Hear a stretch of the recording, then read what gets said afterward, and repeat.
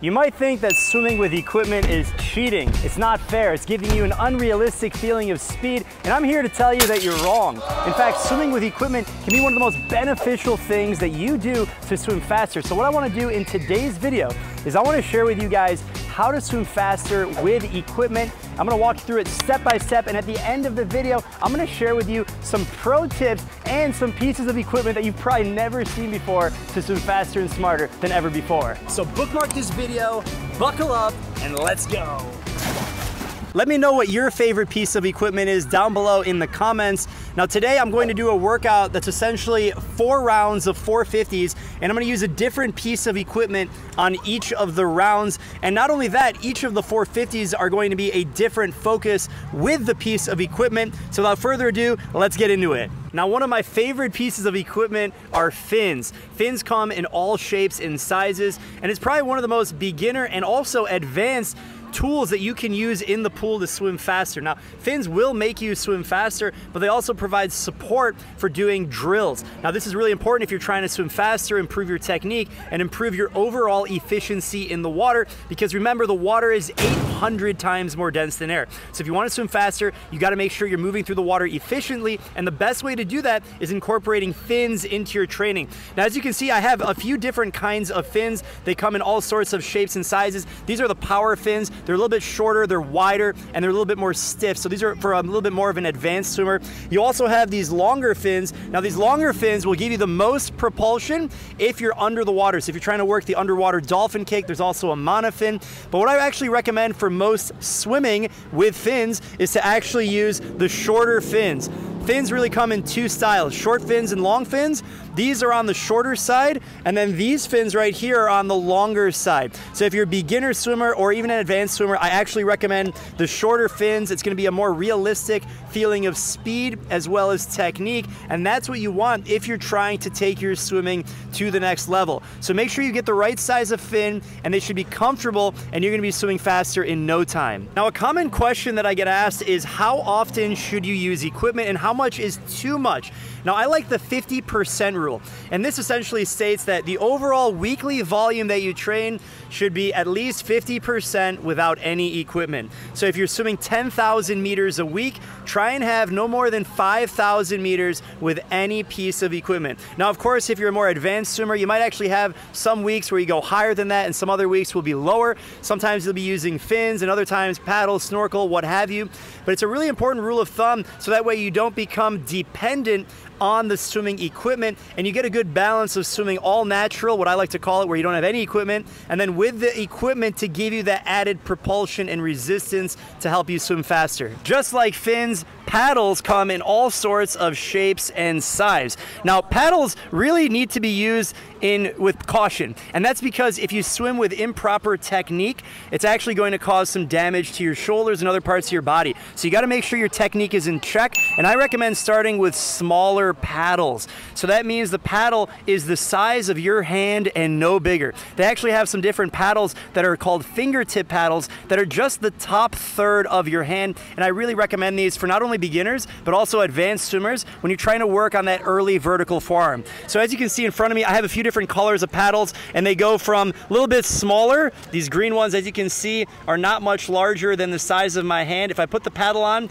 it's just a little bit larger than my hand. And I also have these red ones, which you can see are considerably larger than my hand. I can hide my entire hand right behind the paddle. Now, in terms of straps, I like to put just one strap over my middle finger, and that way I have a good sturdy feel of the paddle, and I get full engagement, and it really improves your catch. Now, you could put another strap right over your wrist. If you notice, none of my paddles actually have the wrist strap, and that's because it creates a dependency on your feel of the water. So if you can swim with paddles without having that strap, I actually highly recommend that. And paddles are a great tool to improve your swimming power as well as capacity in the water. Another tool that you can use to incorporate with the paddles is a buoy. Now, this pull buoy goes right between your legs, under your crotch, above your knees. It sits between your thighs, and it actually adds a little bit more buoyancy to your body. So your legs are going to be higher in the water. And if you're pulling and you're really focusing on developing that upper body strength, the paddles are going to allow you to do that much more because you have less resistance, less drag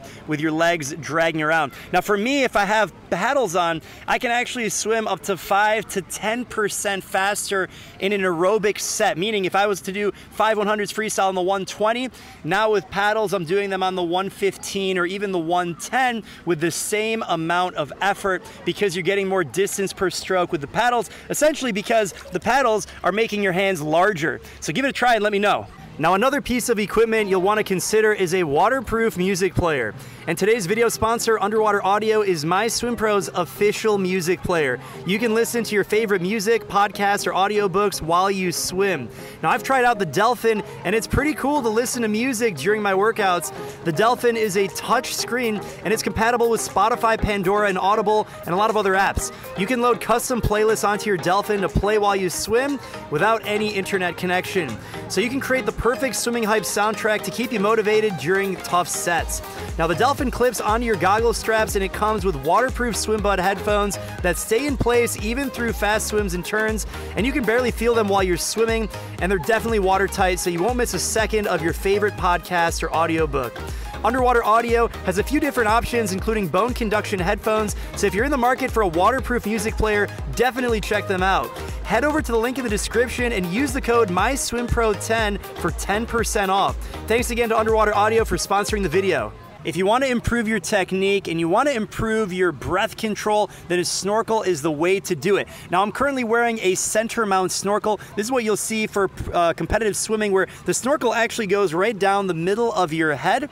This is different than a scuba snorkel that's going to go off the side and your goggles are attached to the snorkel. Now, what happens is you're breathing through this restricted tube. It's really a small amount of air that can pass through. So if you can swim up to 50% of your overall workout training program with a snorkel, you're going to notice considerable benefits to your capacity when it comes to your breath control. So if you're trying to swim a 50 freestyle or 100 freestyle and you want to minimize the amount of breaths you take, or even a 200 breaststroke or something that you're going to be underwater consistently, the snorkel is the way to do it. The other thing I love about a snorkel is that you can focus on your technique uninterrupted. So if you're doing drills, if you combine this with paddles and fins, you're going to be able to focus on the stroke technique 100% of the time without any interruption of having to breathe. If you combine that with the aerobic breath control benefits of the snorkel, it's a really powerful tool. Now, one of the things that I love doing is combining multiple pieces of equipment and trying to see how fast I can swim. I call this the need for speed. I throw on my fins, paddles. If I throw on the snorkel, we're talking real business,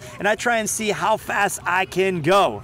If you're ready to swim faster and have more power, you need to swim with resistance. Now, this is a small parachute I have with me right here. There's also power towers, and there's different ways that you can incorporate resistance. These are some drag socks over here. What else do I got? Ooh, these are more drag socks. And what this is doing, it's really loading your body. So if you imagine weightlifting, when you're lifting weights, you're overstressing the body. When you swim with resistance, you're basically making yourself slower, packing on more resistance, even more than the 800 times more dense than air, and you're actually building your strength and power in the water. You do that for a few 25s, you take off the parachute, and you feel like $1,000,000. You'll be absolutely flying. Woo. There you have it, folks. Swim with equipment if you want to swim faster. Make sure you log your workout with the MySwimPro app. We actually give you recommended equipment to use on each and every set. Swimming with equipment is not cheating. Let me know what you think down below in the comments. If you want to see how to swim faster in 90 seconds, check out this video right over here. See you over there, and happy swimming.